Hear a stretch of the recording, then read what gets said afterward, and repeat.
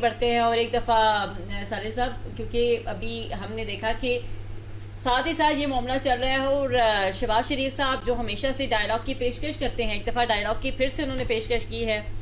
آپ سمجھتے ہیں کہ یہ سنجیدہ کوئی سیاسی پیش رفت ہے یا محض یہ جو بھی ایک پولیٹیکل پریشر ہے اس کا کم کرنے کی ایک کوشش ہے؟ کیونکہ انہوں نے کہا کہ تالی جو ہے وہ دونوں ہاتھوں سے نہیں بجتی. سر، کیا اس بات کا اشارہ ہے کہ آپ حکومت جو ہے وہ اپوزیشن کے کورٹ میں خود بال ڈال رہی ہے کہ بھائی آپ ٹھیک ہے، اب جو ہے وہ آئیں اور معاملات کو سیٹ کر لیں؟ جی فائزہ، دیکھیں حکومت جو ہے وہ اس وقت اس کو کئی چیلنجز ہیں. جس کے پاس حکومت ہوتی ہے اس کو جو سینیریو ہے وہ بڑا ڈیفرنٹ نظر آتا ہے، اور سب سے زیادہ پریشر جو ہے وہ اپوزیشن کے اوپر نہیں ہوتا، وہ حکومت کے اوپر ہی ہوتا ہے. محسن نقوی صاحب کا جو لاسٹ بیان تھا، اگر آپ اس سے اندازہ لگا لیں کہ جو نظام ہے وہ اوورآل جو ہے وہ کولیپس کر چکا ہے، یا یہ جو نظام ہے یہ بہت پرانا ہو چکا ہے. ایک کسی نئے نظام کی طرف ہمیں، کسی نئے سسٹم کی طرف ہمیں جانا چاہیے. تو اس میں 28ویں ترمیم کا ذکر، جو کہ ابھی 100% تو سامنے نہیں آیا سوائے صوبوں کے علاوہ، کہ اس کے اندر اور کیا کیا چیزیں ہونی ہیں. کوئی کہہ رہا ہے کہ 28 صوبے بننے ہیں، کوئی کہہ رہا ہے 22 صوبے بن رہے ہیں، اور کوئی کہہ رہا ہے کہ 33 صوبے بننے ہیں. تو وہ جو صوبوں والا وہ ایڈمنسٹریٹو یونٹ جو بننے ہیں وہ 28ویں ترمیم کا حصہ ہیں، یہ بات تو کنفرم ہے.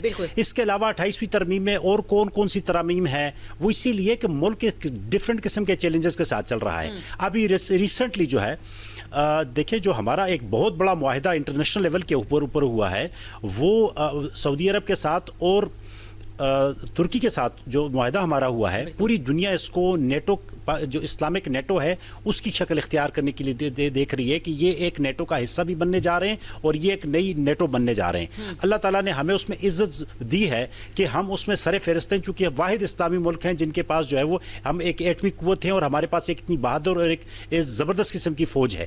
لیکن اب اس ٹائم جو مسائل ہیں، حکومت جو ہے جس کو ڈیلیور کرنا چاہیے تھا انٹرنیشنل لیول پر، تو وہ جو عسکری قیادت ہے ان کے ساتھ لگ کر انہوں نے بڑا کچھ کیا ہے اور اپنے آپ کو منوا لیا ہے. لیکن لوکل جو عام بندہ ہے نا، اس کا مسئلہ بے روزگاری ہے، وہ دن بدن بڑھتی جا رہی ہے.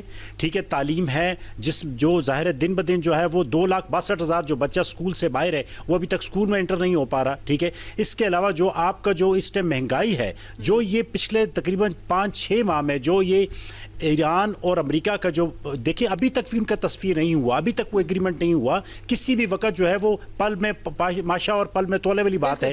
وہ آپ نئے ہرمز کسی ٹائم بھی کلوز کر سکتے ہیں، کسی ٹائم بھی اوپن کر سکتے ہیں. پھر آپ کا ڈیلی کی بنیاد کے اوپر پیٹرول کا جو آپ کا پرائسز ہے، کوئی بھی آپ کی فائنینشیل مینجمنٹ ہو ہی نہیں رہی. کوئی نہیں بتا سکتا کہ کل پیٹرول کیا ہوگا، پرسوں کیا ہوگا، ترسوں کیا ہو گیا. حکومت کے پاس جہاں ڈیفیسٹ پورا کرنے کے لیے ان کو پیسوں کی ضرورت ہوتی ہے، وہ 2-3-4 روپے پیٹرول اوپر کر لیتے ہیں. جب وہ سمجھتے ہیں کہ نہیں، ہوم ریمیٹنسز یا مختلف مد میں کچھ اور پیسے آ چکے ہیں، وہ 2-3 روپے ریٹ نیچے کر لیتے ہیں. تو نہیں، کبھی کبھی تو 1 روپیہ کر کے تو بڑی خوشخبری دے دیتے ہیں، خوشخبری دینی شروع ہو جاتے ہیں. لیکن جو عام بندہ ہے، جو گڈز ٹرانسپورٹ والا ہے، جو باقی لوگ، جو ایون ریفائنریز ہیں، وہ بھی اس ٹائم عذاب کا شکار ہوئی ہیں کہ بھئی جب تک اس کا میکینزم نہیں ہوگا. اچھا، یہ میکینزم کرنے کے لیے دیکھیں، جب تک وہ اپوزیشن کے ساتھ نہیں بیٹھیں گے، جب تک اپوزیشن کے بڑے لیڈر کے ساتھ نہیں بیٹھیں گے، وہ کسی نہ کسی ڈیل کی طرف تو جائیں گے. یہ ڈیل سیاسی لوگوں کے لیے اب نہیں رہی، یہ ڈیل ہوگی اب عوام کے لیے. اور اگر عوام کے لیے ڈیل نہیں کریں گے، بات یہ کہ عوام کے لیے ڈیل ہوگی. لیکن سر، ہم یہ